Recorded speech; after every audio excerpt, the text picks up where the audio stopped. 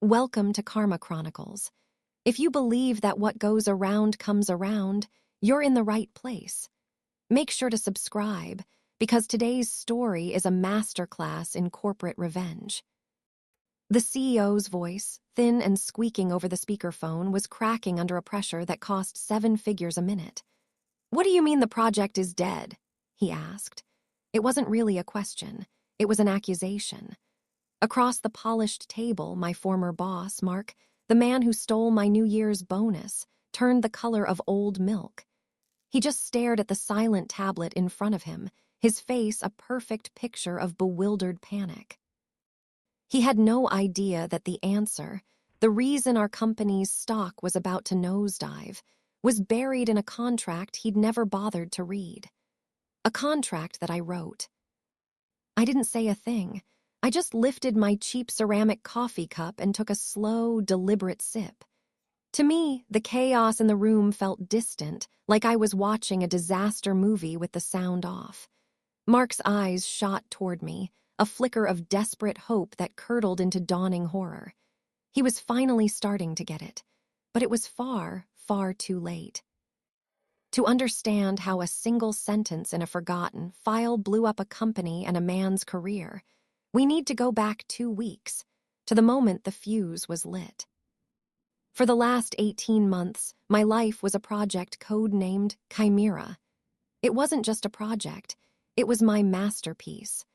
A sprawling, complex beast of a software platform that was going to revolutionize our company's entire logistics network. I was the lead architect. Not the manager, not the director. I was the guy in the trenches who actually built it.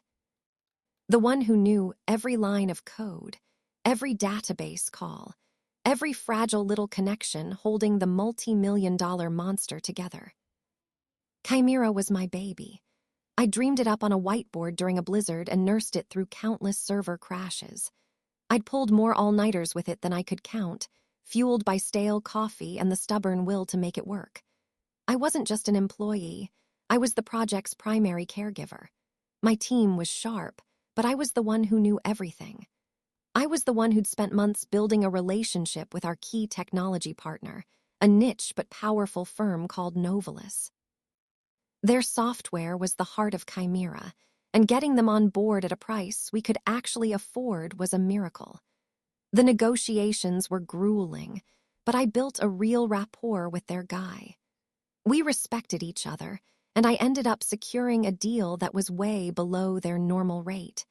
It was the only reason Chimera was financially viable.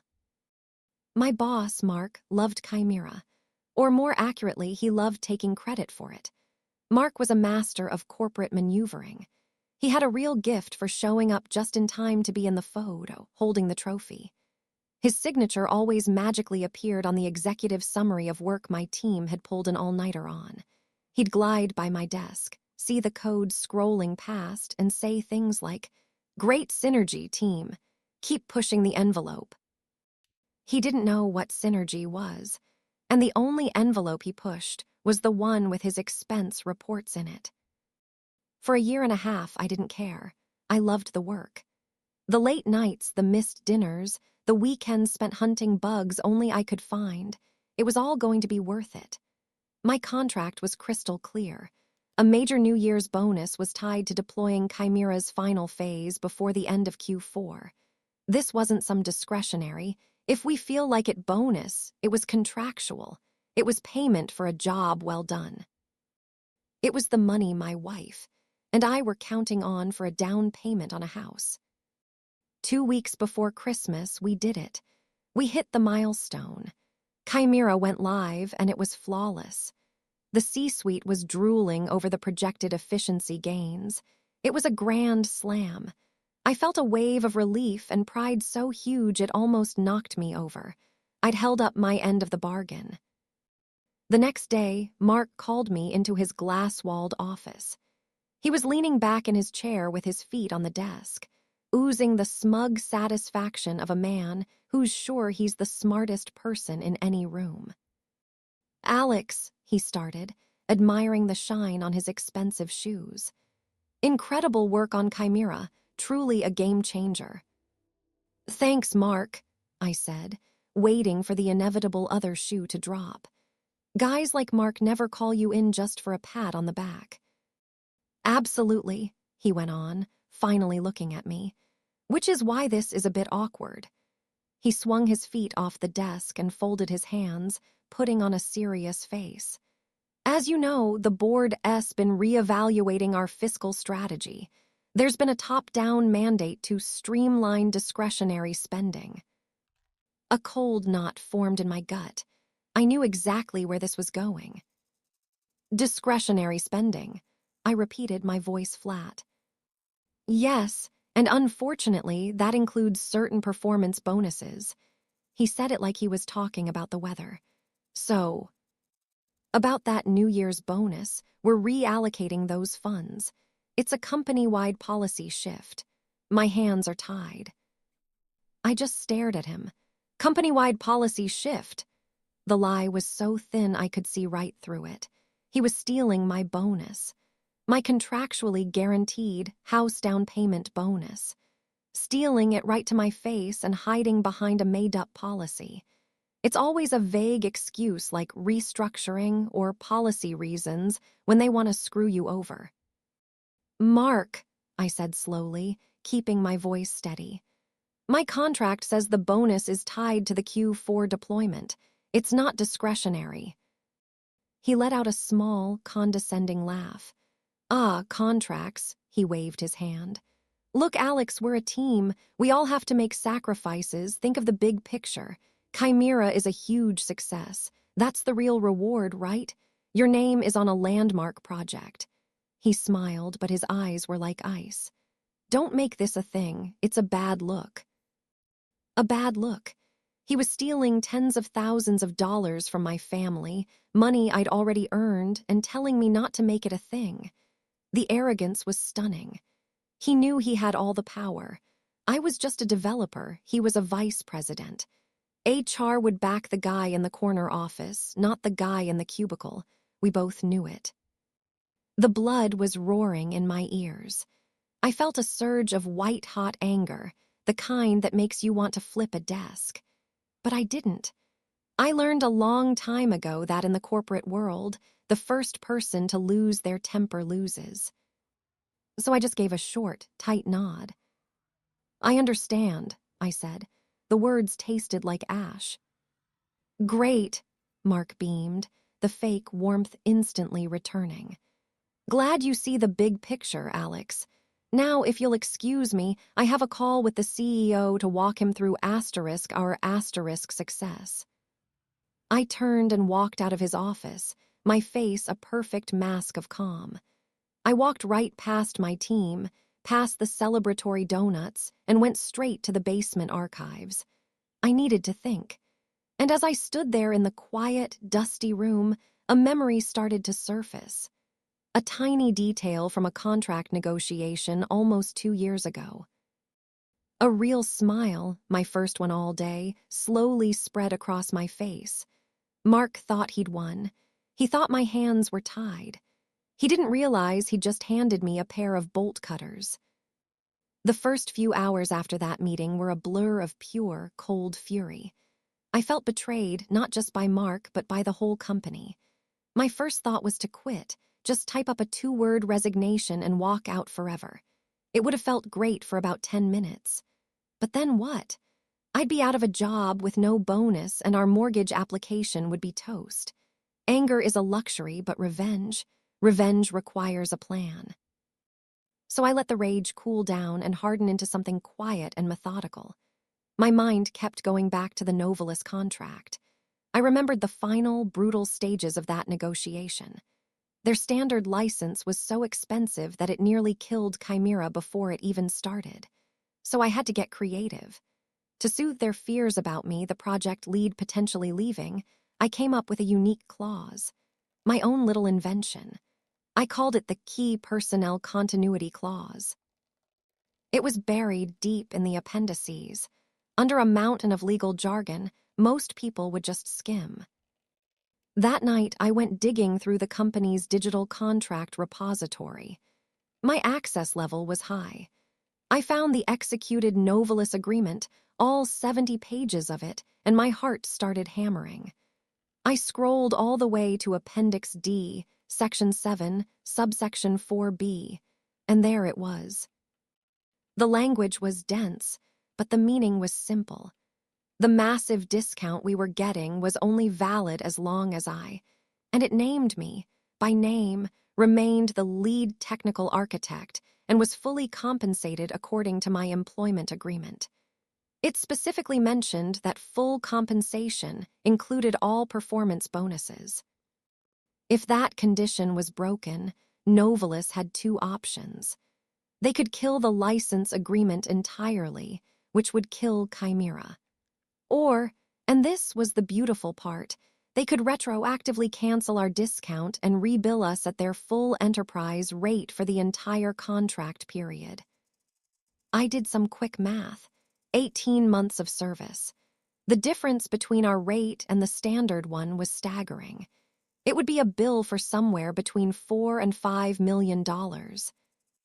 It was a poison pill I had planted 2 years ago, not out of malice, but to protect a partner.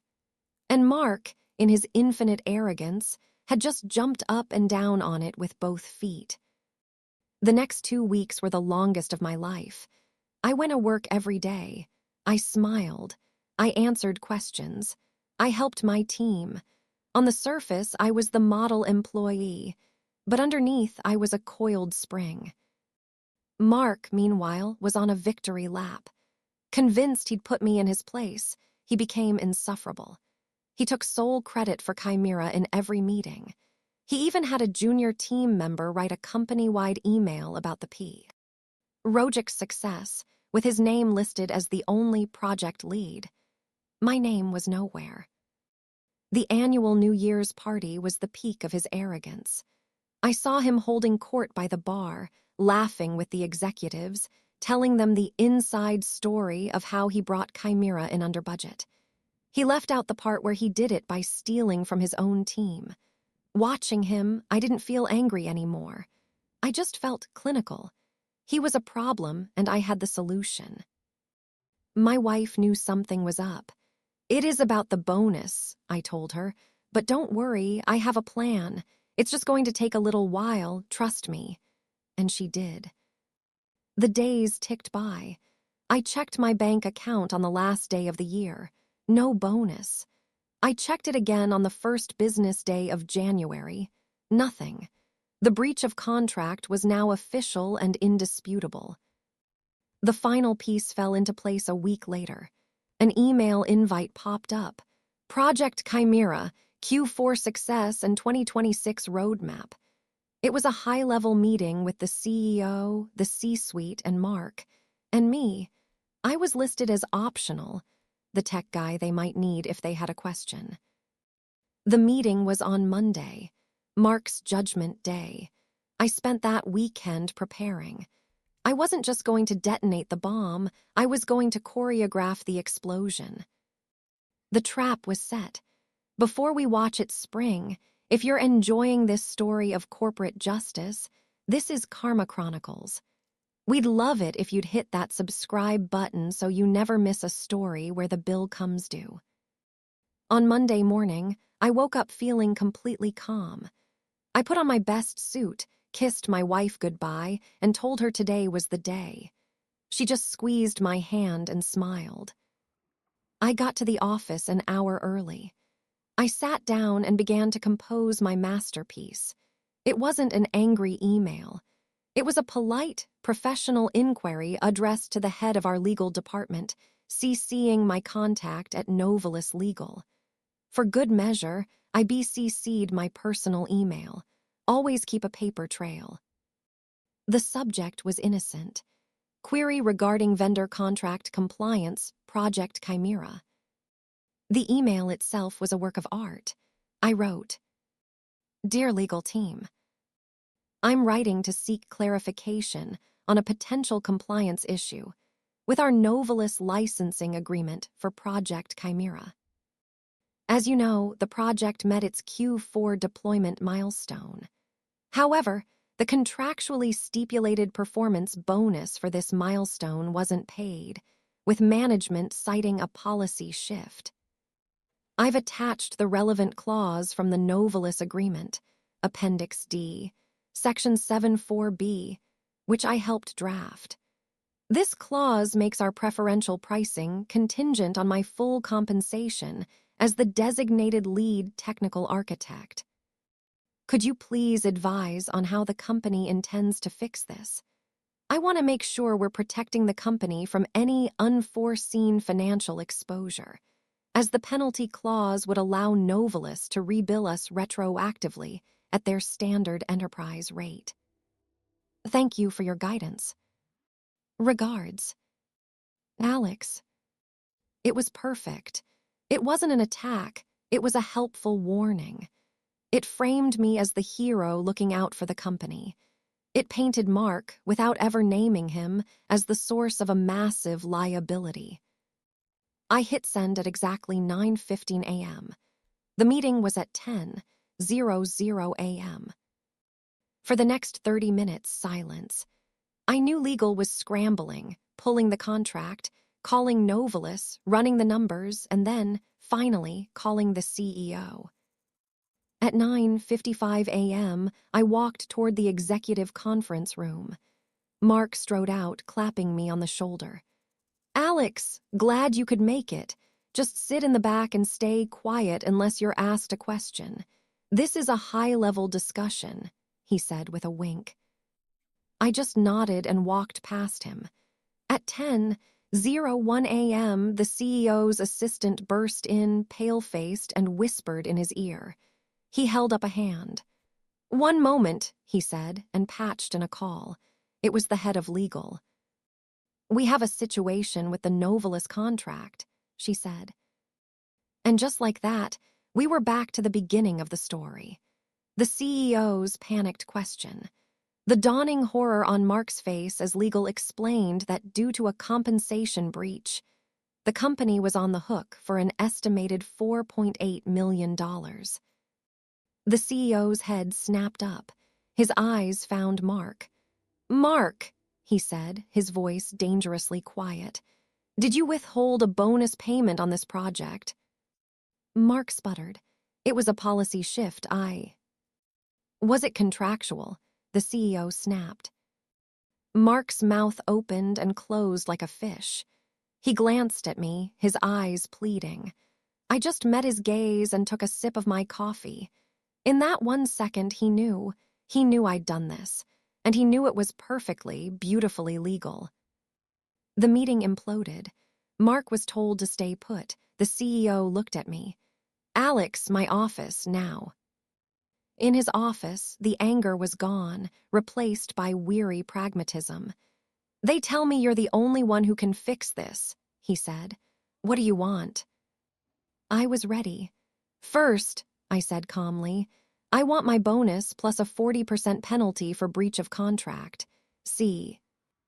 Conned, I want a written apology from Mark." The CEO nodded. "Done. What else?" "That's it," I said. He looked surprised. "You don't want Mark's job, a promotion. We'll pay to make this go away."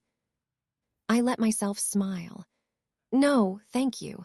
You see, I don't want to work for a company where I have to booby-trap a multi-million-dollar project just to get paid what I'm owed." I reached into my pocket and pulled out my letter of resignation. "I've accepted a position with a competitor," I said, placing it on his desk. "They value their people. My start date is in 2 weeks. I'll use that time to ensure a smooth transition and help with Novelis, but my decision is final." The look on his face was a mix of shock, grudging respect, and total defeat. Mark was fired that afternoon, escorted from the building with his career in ruins. Word travels fast when you cost your company nearly $5 million out of sheer greed.